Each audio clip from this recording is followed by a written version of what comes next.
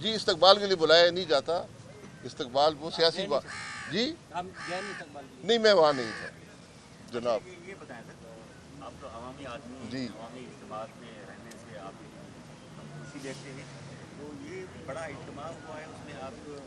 نہیں گئے، آپ کو اجتماع اتنا بڑا اچھا نہیں لگا؟ نہیں یا صاحب آمد اچھی؟ نہیں میرے بھائی، اجتماع میں جانا ضروری نہیں ہوتا، ہر اجتماع میں جانا، میں نہیں گیا، میں نے پہلے بھی ذکر کیا ہے۔ لیڈرشپ نہیں ہو تو جی سوال تو بنتا ہے۔ میں پارٹی کا سینئر لیڈر نہیں ہوں لیکن میاں صاحب مریم میں آپ کراچی میں لوگ توقع کر رہے تھے عوام جی، میں عدالت میں کھڑا ہوں، بھائیوں کا جو ہمیشہ یہاں تشریف لاتے ہیں، اور ہوتا ان کے ساتھ بھی وہی ہے جو ہمارے ساتھ ہوتا ہے کہ آتے ہیں یہاں بیٹھے رہتے ہیں، پھر تاریخ ملتی ہے کہ فلانے دن آ جائیں، تو آپ کی مہربانی ہمیشہ رہی ہے۔ بہرحال یہ نیب کے معاملات بار بار پہلے بھی ذکر کرتے رہے ہیں، آج بھی بات کرنی پڑے گی کہ یہ ادارہ وہ ادارہ ہے جو جس نے اس ملک کو مفلوج کیا ہوا ہے، اور آپ یہ دیکھ لیں کہ آج یہ 5واں سال ہے یہ کیس چل رہا ہے،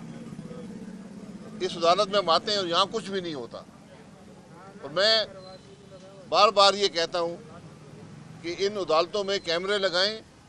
اور پاکستان کے عوام کو دکھائیں کہ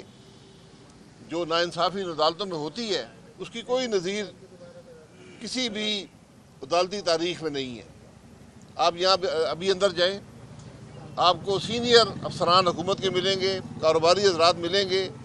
جو 5-5 8-8 10-10 سال سے یہاں پر انصاف کے تلاش میں بیٹھے ہیں، بس تاریخیں لگتی ہیں اور معاملہ ختم ہو جاتا ہے۔ پچھلی حکومت نے 5 ترامیم کی، حالانکہ ترمیم ایک چاہیے تھی کہ اس جو نیب کا آرڈیننس ہے اس کو ریپیل کیا جائے، اس کو ختم کیا جائے، لیکن انہوں نے 5 ترامیم کی، اور پچھلے چیف جسٹس صاحب جاتے جاتے آخری ہفتے کے اندر ان ترامیم کو رد کر کے چلے گئے۔ یعنی جو پارلیمان نے قانون بنایا تھا، چیف جسٹس صاحب نے بینچ اپنی مرضی کا بٹھایا اور کہا کہ یہ اب ملک کا قانون نہیں ہے۔ میں نے کبھی بھی یہ پٹیشن فائل نہیں کی کسی عدالت میں کہ ہمیں کسی ترمیم کے تحت ریلیف ملے۔ میں پہلے بھی یہ کہتا تھا کہ آپ ان کیسوں کو چلائیں۔ اس عدالت میں جو کیس لگا ہے وہ کیس یہ ہے کہ پی ایس او کے M D, Pakistan state oil کے ایم ڈی لگائے گئے اور وہ غلط لگائے گئے، تو اب ہم انتظار کر رہے ہیں کہ کوئی آدمی آ کر عدالت میں یہ کہے کہ کیا غلطی ہم سے ہوئی ہے۔ 4 ہم حضرات ہیں اور پچھلے یہ 5واں سال ہے کہ ہم ان عدالتوں میں پھر رہے ہیں، تو انصاف کا تقاضا کہاں گیا، انصاف کہاں گیا، یہ آج کسی کو نظر نہیں آتا۔ یہ بد نصیبی ہے، اور جب آج کے افسران ان افسران کی حالت دیکھتے ہیں تو کوئی شخص بھی کام کرنے کو تیار نہیں ہے، اس بات کا کسی کو احساس نہیں ہے۔ بہت سے جج جب یہ کیس چل رہا تھا ان عدالتوں سے ریٹائر ہو کے چلے گئے،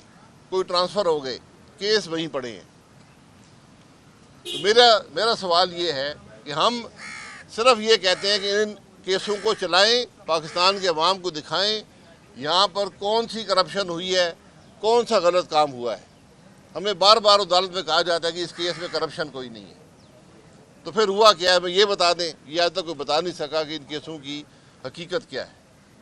اور یہ بد نصیبی ہے کہ آج نیب جیسا ادارہ ملک کے اندر موجود ہے جس کا مقصد صرف سیاست